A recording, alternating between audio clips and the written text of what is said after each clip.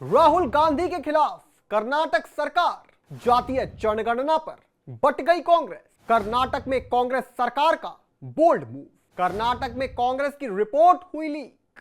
Congress party में जातीय जनगणना को लेकर ऐसी कंफ्यूजन मची है जैसे एक ऑर्केस्ट्रा हो जिसमें हर कोई अलग अलग गाना बजा रहा हो। कोई जनगणना की धुन पर थिरक रहा है तो कोई नाराज फूफा बनकर मुंह फुला चुका है। अब राहुल गांधी से कोई पूछे, भाई आपको तो मतगणना से दिक्कत है और आपके चेलों को जनगणना से। भाई ये हो क्या रहा है? कर्नाटक में जातीय जनगणना के आंकड़े लीक हो गए हैं और ये कांग्रेस के ऊपर जबरदस्त बैकफायर कर गया है। बताएंगे आपको ये पूरी खबर, पर उससे पहले आयोन भारत को सब्सक्राइब कर लीजिए। नमस्कार, मैं हूं आपके साथ स्नेह श्रेयस। आयोन भारत देख रहे हैं आप। देखिए, हुआ यह कि कर्नाटक में जातीय जनगणना की रिपोर्ट सार्वजनिक होने से पहले ही इसको लेकर सियासी तूफान खड़ा हो गया। इस जनगणना के पॉसिबल फिगर्स जो हैं, इसके लीक होने के बाद प्रदेश के दो प्रभावशाली समुदायों वोक्कालिगा और लिंगायतों में खलबली मची हुई है।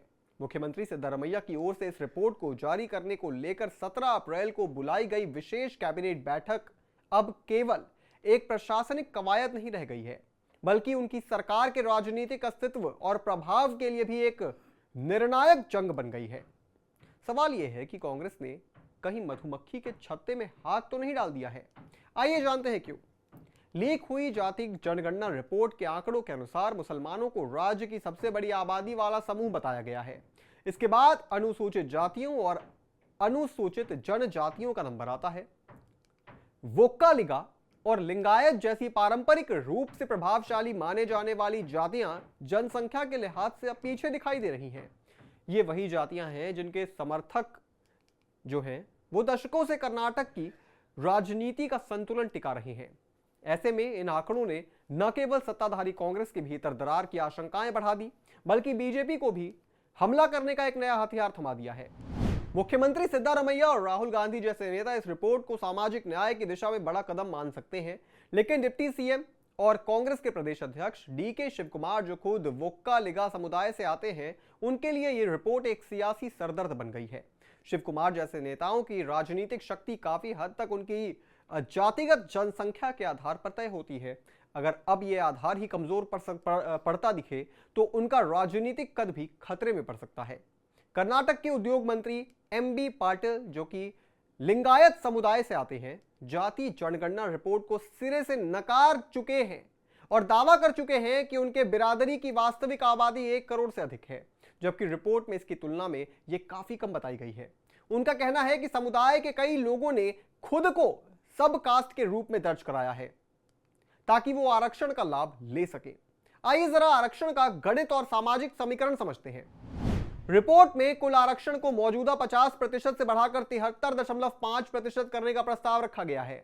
इसमें एससी के लिए 15% और एसटी के लिए 7.5% आरक्षण शामिल है। कैटेगरी 3A में वोक्कालिगा और 2 अन्य समुदाय शामिल हैं, जिनकी आबादी 73 लाख बताई गई है और उन्हें 7% आरक्षण दिया गया है। वहीं कैटेगरी 3B में लिंगायत समुदाय और 5 दूसरे समुदाय को जगह दी गई है, जिनकी जनसंख्या 81.3 लाख है और उन्हें 8% आरक्षण दिया गया है।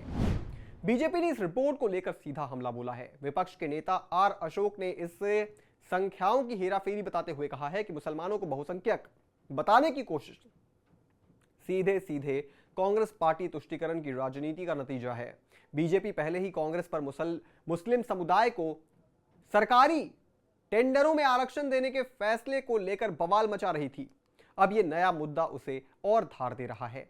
इधर कांग्रेस दोहरी मार झेल रही है। वोक्कालिगा संघ और वीर शैव महासभा जैसे प्रभावशाली संगठन सरकार को चेतावनी दे चुके हैं कि अगर यह रिपोर्ट सार्वजनिक की गई तो वो विरोध का रास्ता अपनाएंगे। 16 अप्रैल को बेंगलुरु में लिंगायत और वोक्कालिगा मठों के प्रमुखों की बैठक में अगली रणनीति तय की जाएगी, जो सरकार पर दबाव बनाने की कोशिश का हिस्सा है।